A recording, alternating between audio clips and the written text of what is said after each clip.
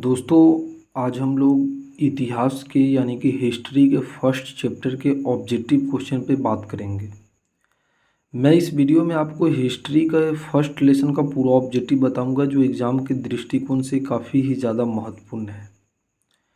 चलिए तो आइए, पहला क्वेश्चन है कि सिंधु सभ्यता में तांबा कहाँ से प्राप्त होता था। देखिए, सिंधु सभ्यता में जो तांबा जो मिलता था, हड़प्पा सभ्यता में तांबा वो राजस्थान से मिलता था। राजस्थान के क्षेत्रीय, तो क्या हो जाएगा राजस्थान।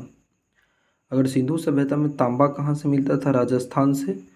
दूसरा है कि सिंधु सभ्यता में विशाल अन्नागार कहाँ मिला है। देखिए, विशाल अन्नागार मोहनजोदड़ो में मिला है।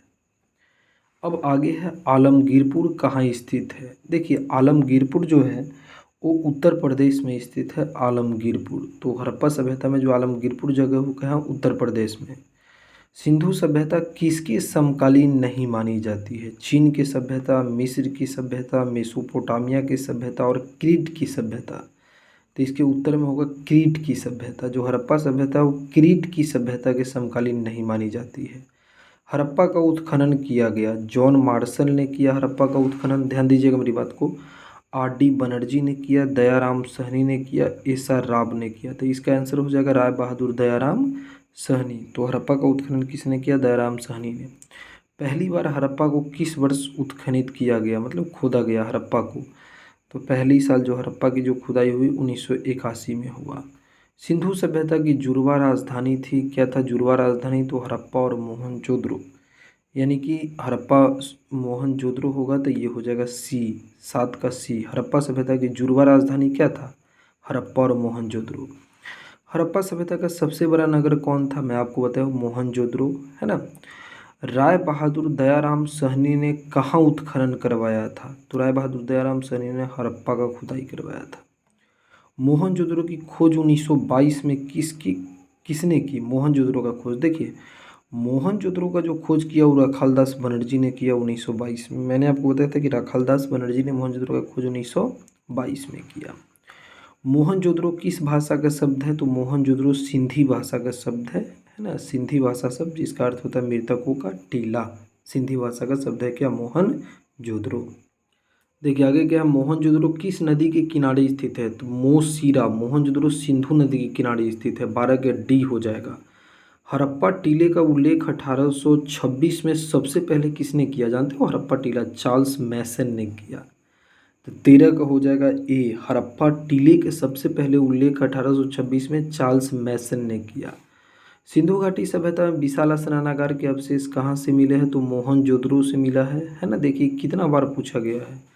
सिंधु सभ्यता में गुदीवारा कहाँ से मिला है। गुदीवारा यानी कि वो जो बंदरगाह जो है वो कहाँ से मिला है, तो लोथल से मिला है ना। लोथल गुजरात में है। देखिए अगला प्रश्न ही है, लोथल कहाँ है, तो लोथल गुजरात में है, भोगवा नदी के किनारे है। कालीबंगा स्थित कहाँ है, तो कालीबंगा तो आप जानते हैं कि राजस्थान में स्थित है। तो 17 का डी हो जाएगा, क्या हो जाएगा 17 का डी। 18, हड़प्पा सभ्यता के किस भाग, हड़प्पा सभ्यता भारत के किस भाग में विकसित हुआ, तो पश्चिमोत्तर भाग में विकसित हुआ। तो 18 का हो जाएगा सी, पश्चिमोत्तर। पुरातत्व के अंतर्गत निम्न में से कौन एक नहीं है, तो पुरातत्व देखिए सिक्का भी है, भग्नावशेष, अभिलेख, साहित्य। साहित्य पुरातत्व में नहीं आता है। मोहनजोदड़ो का शाब्दिक अर्थ क्या होता है, तो मैंने आपको बताया मृतकों का टीला। मोहनजोदड़ो का शाब्दिक अर्थ क्या होगा, मृतकों का टीला। अब देखिए नेक्स्ट क्वेश्चन क्या बोलता है, मैं आपको बताता हूँ। सिंधु सभ्यता में नृत्य करती हुई, मतलब नाचती हुई लड़की की मूर्ति कहाँ से मिली है। मैंने तुम्हें बताया था कि सिंधु सभ्यता में नृत्य करती हुई लड़की की मूर्ति मोहनजोदड़ो से मिला है। सिंधु सभ्यता में हल का प्रमाण कहाँ से मिला है, ध्यान देना मेरी बात को। तो हल का प्रमाण जो मिला है वो कालीबंगा से मिला है ना। हल जोते हुए कालीबंगा से हल का प्रमाण मिला है। हड़प्पा सभ्यता का प्रशासन कैसा था, देखो इसका प्रशासन हो जाएगा नगर पालिका जैसा। 23 का हो जाएगा सी। हड़प्पा सभ्यता का प्रशासन नगर पालिका जैसा। सिंधु घाटी के निवासियों को किस धातु का ज्ञान नहीं था, तो लोहा का ज्ञान नहीं था। कलकत्ता में एशियाटिक सोसाइटी की स्थापना किसने किया, विलियम जोन्स ने किया 1784 में। हड़प्पा सभ्यता में प्राप्त अवतल चक्की पर किस पुरातात्विद ने पहले ये किया, क्या बोलते हैं, प्रकाश डाला। तो देखो अवतल चक्की पर जो सबसे पहले जो प्रकाश डाला किस पुरातात्विद ने, तो इसका हो जाएगा ऑनसेट मैके। हड़प्पा सभ्यता में अवतल चक्की पर ऑनसेट मैके ने प्रकाश डाला। निम्नलिखित हिंदू देवी देवताओं में कौन सिंधु सभ्यता का प्रमुख देवता था, जानते हो सिंधु सभ्यता का प्रमुख देवता कौन था। गणेश था, शिव था, विष्णु था या वरुण था, तो शिव हो जाएगा। क्या हो जाएगा 27 का बी, शिव हो जाएगा। देखो हड़प्पा किस नदी के किनारे है, तो हड़प्पा तुम्हें बताया रावी नदी के किनारे है। हरदम, हसे हड़प्पा, रसे रावी नदी, दसे दयाराम सनी, तो 28 का डी हो जाएगा। हड़प्पा किस नदी के किनारे है, रावी नदी के किनारे। देखो नेक्स्ट क्वेश्चन क्या है, मोहनजोदड़ो का उत्खनन किसने किया, दयाराम साहनी ने।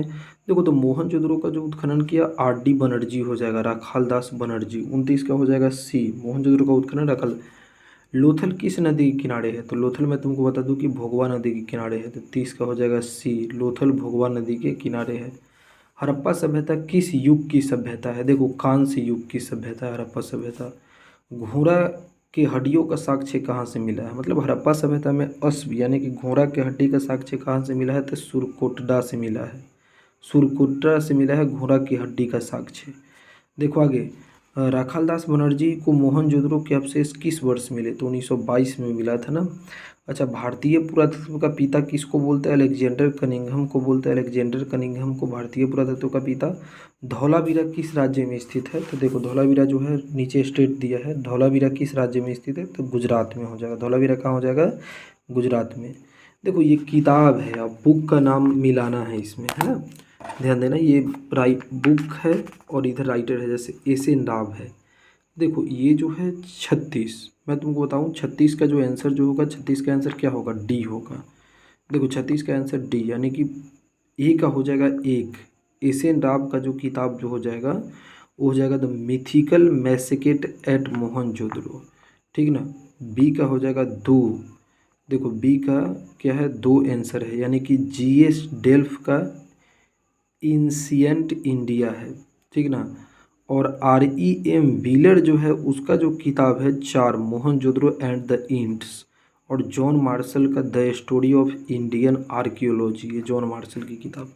तो कैसा लगा वीडियो बताना। ये तो हम लोग पूरा फर्स्ट चैप्टर का ऑब्जेक्टिव तो कंप्लीट कर ही लिए, है ना। इस तरीक़ा से सेकेंड चैप्टर का लेकर के आऊँगा, इसी हिसाब से आपका रिवीजन चलता रहेगा जी। Thank you for watching my video.